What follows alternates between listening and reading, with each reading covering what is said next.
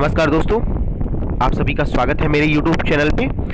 दोस्तों, आज से हम स्टार्ट कर रहे हैं यूपीपीसीएल TG2 के लिए कुछ इंपॉर्टेंट MCQ की सीरीज। दोस्तों, आप इसे एक टेस्ट की भांति ले सकते हैं। मैं डेली कोशिश करूंगा कि कुछ ना कुछ नंबर ऑफ क्वेश्चन आपको प्रोवाइड कर सकें। नॉर्मल जो क्वेश्चन हैं उससे थोड़ा हटके क्वेश्चन रहेंगे, क्योंकि नॉर्मल क्वेश्चन आप बुक्स वगैरह से तो पढ़ ही रहेंगे TG2 की तैयारी के लिए। तो मेरी कोशिश दोस्तों ये रहेगी कि आपको कुछ ऐसे क्वेश्चन की सीरीज दी जाए जो आपको थोड़ा सा बुक्स में ना मिले, या फिर थोड़ा सा टफ क्वेश्चन हो, उनका लेवल थोड़ा अच्छा हो। तो आज के क्वेश्चन को मैंने थोड़ा सा नॉर्मल लेवल में बनाया है। वीडियो को में कमेंट करके जरूर बताइएगा कि ये क्वेश्चन आपको कैसे लगे। और आप इन क्वेश्चन में, आज टोटल 15 क्वेश्चन हम डिस्कस करेंगे दोस्तों। तो इन 15 क्वेश्चन में आपने कितने नंबर्स प्राप्त किए या फिर कितना क्वेश्चन आपने सॉल्व किया। तो चलिए दोस्तों, पहले क्वेश्चन की बात कर लेते हैं। पहला क्वेश्चन है दोस्तों, निम्न में से किसके प्रतिरोध में तापक्रम के परिवर्तन से परिवर्तन नहीं होगा। इस क्वेश्चन में पूछा है दोस्तों कि किसके प्रतिरोध में, मतलब ऐसा कौन सा मटेरियल का हम प्रतिरोध बना दें जिसका हम टेम्परेचर घटाएं या बढ़ाएं तो उसके रेजिस्टेंस में कोई भी इफेक्ट ना पड़े। तो मतलब दोस्तों, इसका कहने का मतलब है कि प्रतिरोध ताप गुणांक, जो प्रतिरोध ताप गुणांक होता है, टेम्परेचर कोफिशिएंट होता है, वो 0 के इक्वल हो।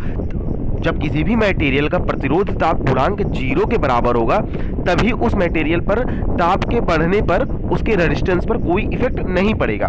तो ऐसा दोस्तों कोई मटेरियल, आइडियली ऐसा कोई मटेरियल नहीं होता है जिसका टेम्परेचर घटाने या बढ़ाने पर उसके रेजिस्टेंस पर कोई प्रभाव नहीं पड़ता है। लेकिन जो अप्रॉक्सीमेटली जो मटेरियल होता है वो होता है मैग्नीन दोस्तों। मैग्नीन दोस्तों एक ऐसा मटेरियल होता है जिसका टेम्परेचर कोफिशिएंट या प्रतिरोध ताप गुणांक हम 0 के इक्वल मानते हैं, 0 के इक्वल मानते हैं। इसका मतलब कि इसके प्रतिरोध, मतलब इसका प्रतिरोध जो है तापक्रम घटाने या बढ़ाने पर घटता या बढ़ता नहीं है। इट मीन्स लगभग हम कांस्टेंट मानते हैं। दोस्तों, मैग्नीन का जो यूज होता है हम कहाँ करते हैं, अमीटर का जो रेंज बढ़ाते हैं। जब हम अमीटर का रेंज बढ़ाते हैं तो अमीटर का रेंज बढ़ाने के लिए दोस्तों क्या करते हैं, इसके संट में एक बहुत ही कम वैल्यू का संट, RSH जिसे हम संट बोलते हैं, RSH एक प्रतिरोध जोड़ते हैं, बहुत ही कम वैल्यू का प्रतिरोध जोड़ते हैं। तो ये दोस्तों जो प्रतिरोध होता है RSH, जो संट प्रतिरोध होता है, जो अमीटर का रेंज एक्सटेंड करता है, ये दोस्तों मैग्नीन का ही बनता है। कभी कभी क्वेश्चन आ जाता है कि जो RSH संट प्रतिरोध होता है वो किसका बना होता है, तो मैग्नीन का बना होता है। तो पहला क्वेश्चन जो दोस्तों है उसका हमारा आंसर है C। चलिए नेक्स्ट क्वेश्चन पे आते हैं दोस्तों। नेक्स्ट क्वेश्चन है हमारा, पूरी तरह चार्ज हुए लेड एसिड सेल का सामान्य वोल्टेज क्या है। मतलब ऐसा सेल जो पूरी तरह से चार्ज है, उसका जो लेड एसिड सेल है, पूरी तरह चार्ज होने पर उसका सेल का मतलब वोल्टेज क्या होता है। तो दोस्तों आपको मैं बता दूं कि जो लेड एसिड सेल है पूर्णतः चार्ज होने पर उसका वोल्टेज दोस्तों 2.1 होता है, 2.1 वोल्ट के इक्वल होता है। पर यहाँ पर 2.1 वोल्ट का कोई भी ऑप्शन नहीं है, तो इसके अप्रॉक्सीमेटली इक्वल दोस्तों 2.2 है। तो यहाँ पे हमारा राइट ऑप्शन 2.2 हो जाएगा। मतलब अगर लेड एसिड सेल पूरी तरह चार्ज हो जाएगा तो वो उसकी जो रीडिंग्स होगी वोल्टेज की वो होगी 2.2। तो इससे रिलेटेड जितने इंपॉर्टेंट क्वेश्चन है दोस्तों वो हम एक बार डिस्कस कर लेते हैं। देखिए दोस्तों, इस क्वेश्चन में बात किया है लेड एसिड सेल का, ठीक है। Lead acid cell, lead acid cell, देखिए दोस्तों, लेड एसिड सेल जब पूर्णतः चार्ज होती है, जब पूर्णतः चार्ज होती है तो इसका वोल्टेज दोस्तों 2.1 वोल्ट होता है, या कह सकते हैं हम 2.2 वोल्ट होता है। और अगर हमारा लेड एसिड सेल दोस्तों डिस्चार्ज हो, मतलब चार्ज ना हो, मतलब पूरी तरह से डिस्चार्ज हो, तो इसका वोल्टेज दोस्तों होता है 0.5 वोल्ट से लेकर 0.8 वोल्ट तक, सॉरी 1.8 वोल्ट तक, 0.5 वोल्ट से 1.8 वोल्ट तक पूर्णतः डिस्चार्ज होने की कंडीशन होती है, ठीक है।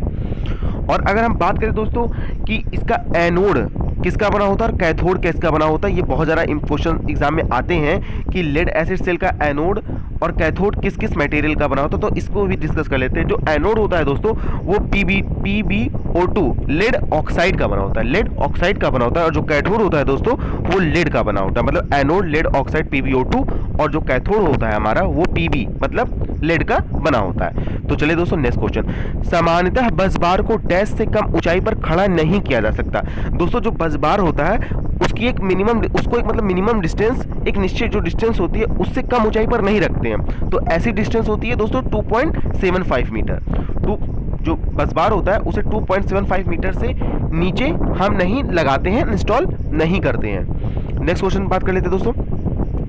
जहां पर बारीक काम चल रहा हो, मतलब बहुत फाइन वर्क चल रहा हो, मतलब बहुत सूक्ष्म काम चल रहा हो, जहां पे ज़्यादा प्रकाश की जरूरत होती है, वहां पर प्रकाश की मतलब इल्यूमिनेशन कितना होना चाहिए, मतलब कितना ज़्यादा तीव्रता होनी चाहिए प्रकाश की। तो दोस्तों प्रकाश की जो तीव्रता होनी चाहिए वो 1500 ल्यूमेन पर मीटर स्क्वायर। इसका राइट ऑप्शन हो गया दोस्तों सी। नेक्स्ट क्वेश्चन है दोस्तों, MCB miniature circuit breaker dash से भी अधिक विश्वसनीय है। तो मिनिएचर सर्किट ब्रेकर दोस्तों देखिए, स्विच से इसकी कोई तुलना ही नहीं की जा सकती।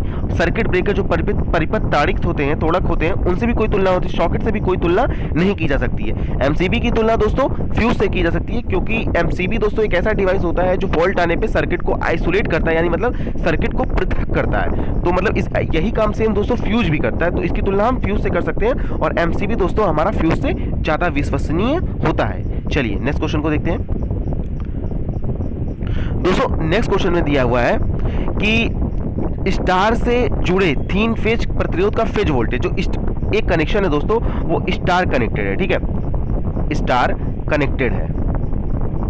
तो इसमें दोस्तों पूछा है कि जो स्टार कनेक्टेड है प्रतिरोध, उसका लाइन वोल्टेज का फेज वोल्टेज यहाँ पे दिया हुआ है। फेज वोल्टेज हमारा हो गया दोस्तों वीपीएच दिया हुआ है हमारा 230 वोल्ट, वीपीएच हमारा दिया है 230 वोल्ट। और इसमें पूछा है दोस्तों कि लाइन वोल्टेज क्या होगा। तो दोस्तों हम अगर स्टार कनेक्शन की बात करते हैं, पहले हम स्टार कनेक्शन की बात कर ले। स्टार कनेक्शन में दोस्तों जो हमारा लाइन वोल्टेज होता है वो √3 वीपीएच होता है, √3 वीपीएच होता है, और जो हमारा लाइन करंट होता है दोस्तों वो फेज करंट के ही इक्वल होता है। ये हमारा स्टार कनेक्शन की बात हुई। तो हमारा यहाँ पे वो लाइन वोल्टेज निकल जाएगा दोस्तों VL = √3 × 230 वोल्ट। अब यहाँ पे जो भी आपका मल्टीप्लाई करने पे आए, चाहे 415 वोल्ट है चाहे 400 वोल्ट है, जो भी आंसर आए दोस्तों आप वहां पे वही आपका आंसर होगा। और इसी तरह अगर हम दोस्तों बात करते हैं डेल्टा कनेक्शन की, तो डेल्टा कनेक्शन में दोस्तों हमारा VL और VPH मतलब लाइन वोल्टेज और फेज वोल्टेज दोनों इक्वल होता है, लाइन वोल्टेज और फेज वोल्टेज इक्वल होता है। और जो हमारा लाइन करंट होती है दोस्तों वो फेज वोल्टेज का √3 टाइम्स होती है, मतलब लाइन वोल्टेज लाइन करंट हमारी फेज करंट का √3 गुणा होती है, ठीक है। चलिए नेक्स्ट क्वेश्चन, इसको आप सॉल्व कर लीजिएगा दोस्तों, जो भी आंसर आए वही आपका आंसर होगा। चलिए नेक्स्ट क्वेश्चन की बात कर लेते हैं। नेक्स्ट क्वेश्चन है दोस्तों डीसी मशीन से रिलेटेड क्वेश्चन है।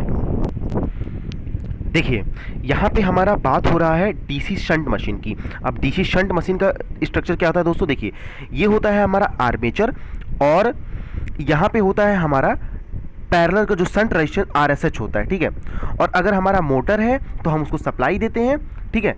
अगर हमारा मोटर है तो उसको हम सप्लाई देते हैं, यहाँ पे वोल्टेज V, और अगर हमारा सपोज जनरेटर है तो उससे सप्लाई मिलती है हमें, ठीक है। तो वो चीज़ कंडीशन होती है।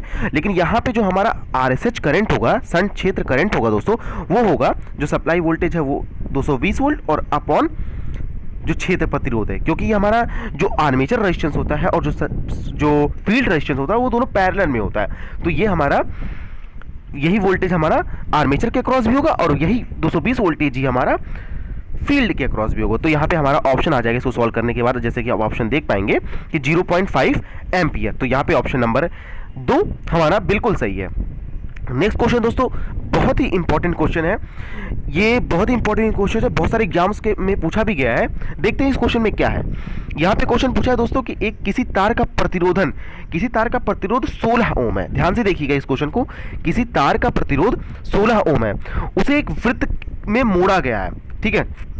देखिए बोला है कि एक तार है, सपोज हमारे पास ये एक तार है, ठीक है। अब एक चीज यहाँ पे समझिएगा दोस्तों, यहाँ पे समझने वाली चीज क्या है कि हम भले ही रेजिस्टेंस को एक जगह मतलब केंद्रित करके दिखाते हैं कि हाँ, लेकिन ये रेजिस्टेंस दोस्तों पूरे वायर का होता है, ठीक है। ये पूरे वायर में रेजिस्टेंस फैला होता है।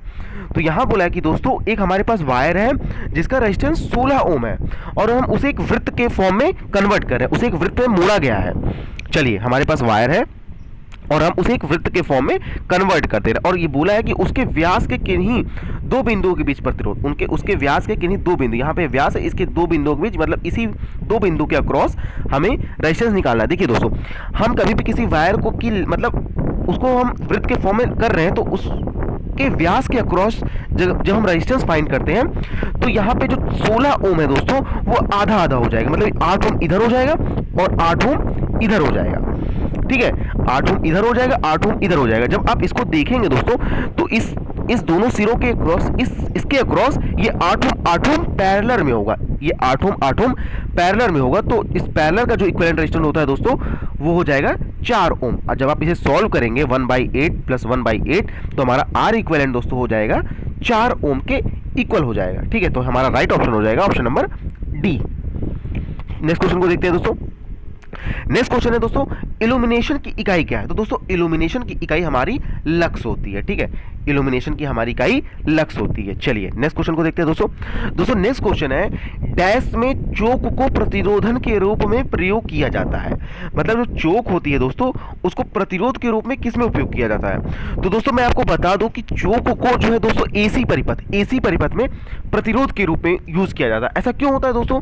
दोस्तों ऐसा इसलिए होता है कि जो चोक होती है दोस्तों उसमें होता है XL, inductive reactance XL is equal to होता है दोस्तों 2 पाई एफ एल। और हमारा यहाँ पे जो एसी परिपथ होता है उसमें फ्रीक्वेंसी 50 हर्ट्ज होती है। फ्रीक्वेंसी कितनी होती है? 50 हर्ट्ज। दैट्स वाई हमारा जो यहाँ पे एक्सल होता है वो रेजिस्टेंस की तरह वर्क करता है। लेकिन अगर हम डीसी सर्किट की बात करें तो हमारा फ्रीक्वेंसी 0 हो जाता है। दैट्स वाई हमारा एक्सल जो है 2 पाई एफ एल से एफ अगर हमारा 0 हो गया तो हमारा एक्सल हमारा 0 के इक्वल हो गया।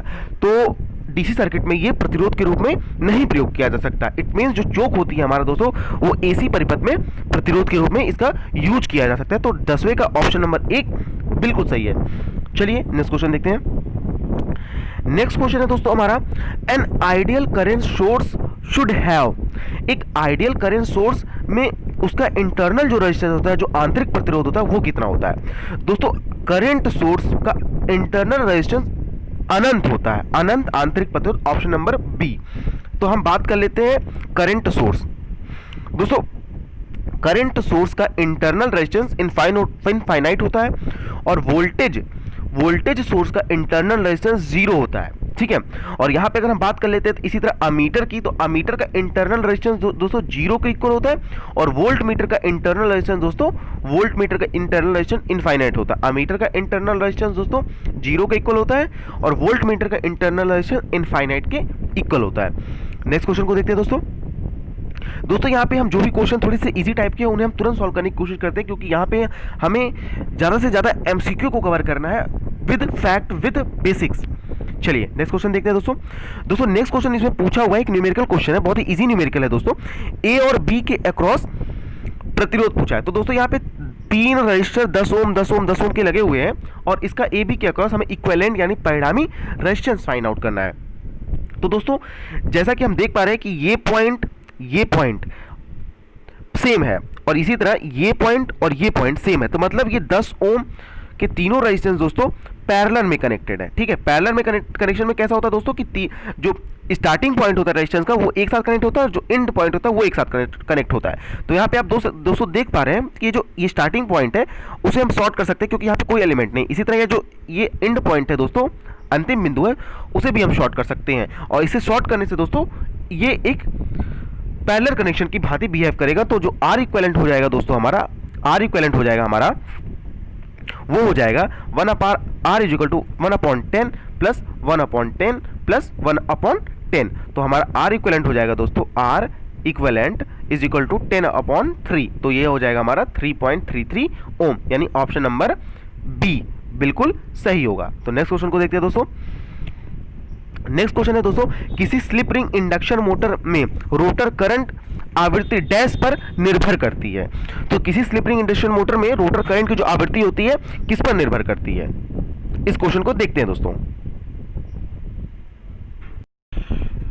यहाँ pay slip ring induction motor में रोटर करंट की आवृत्ति की बात हो रही है, रोटर करंट की आवृत्ति की बात हो रही है। तो रोटर करंट की जो आवृत्ति होती है दोस्तों F R is equal to होता है एस इंटू एफ, जहां पे एफ आर दोस्तों रोटर करंट की आवृत्ति और एफ हमारी सप्लाई फ्रीक्वेंसी होती है और एस हमारी स्लिप होती है। तो यहाँ पे दोस्तों जो रोटर करंट की आवृत्ति होती है इस फॉर्मूले से जैसा कि आप देख पा रहे हैं कि स्लिप की मात्रा पे निर्भर करती है। नेक्स्ट क्वेश्चन को देखते हैं दोस्तों, एसी सर्वो मोटर मूल रूप से क्या, एक एसी सर्वो मोटर मूल रूप से क्या है? तो दोस्तों एसी सर्वो मोटर मूल रूप से टू फेज इंडक्शन मोटर है, टू फेज इंडक्शन मोटर है। देखिए दोस्तों जो सर्वो मोटर होती है दोस्तों इसमें दो स्टेटर वाइंडिंग होती है, जिसमें एक कंट्रोल वाइंडिंग होती है, एक रेफरेंस वाइंडिंग होती है। कुछ इस तरह का स्ट्रक्चर होता है दोस्तों। यहाँ पे इसका रोटर हो गया, एक ये रेफरेंस वाइंडिंग हो गई और इसी तरह यहाँ पे कंट्रोल वाइंडिंग हो गई, ठीक है। और ये दोनों वाइंडिंग दोस्तों 90 डिग्री एक दूसरे से 90 डिग्री पर डिस्प्लेस्ड होती है, ठीक है। तो इसे बेसिकली हम ये कह सकते हैं कि जो एसी सर्वो मोटर होता है वो हमारा टू फेज इंडक्शन मोटर होता है।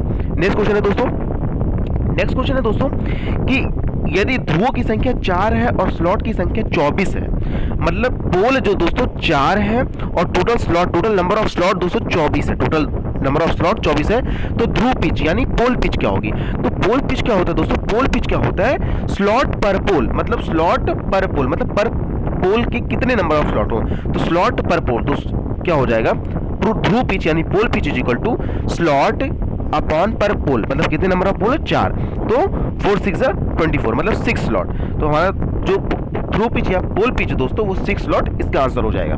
तो दोस्तों टोटल हम लोगों ने 15 क्वेश्चन यहाँ पे डिस्कस किए। कैसे लगे ये आपको 15 क्वेश्चन, आप हमें कमेंट सेक्शन में जरूर बताइएगा। और दोस्तों इसके अलावा आप कितना नंबर इस 15 क्वेश्चन में आपको कितने नंबर आते थे, ईमानदारी से आप कमेंट सेक्शन में अपना नंबर जरूर लिखें और आप बताएं कि आपकी तैयारी कैसी चल रही है। तो दोस्तों आज की वीडियो में बस इतना ही। इसी तरह की वीडियो पाने के लिए ज़्यादा से ज़्यादा वीडियो को शेयर करिए और ज़्यादा से ज़्यादा वीडियो को लाइक करिए ताकि हमारा उत्साह बना रहे। तो दोस्तों आज की वीडियो में बस इतना ही। Thanks for watching this video. See you next time.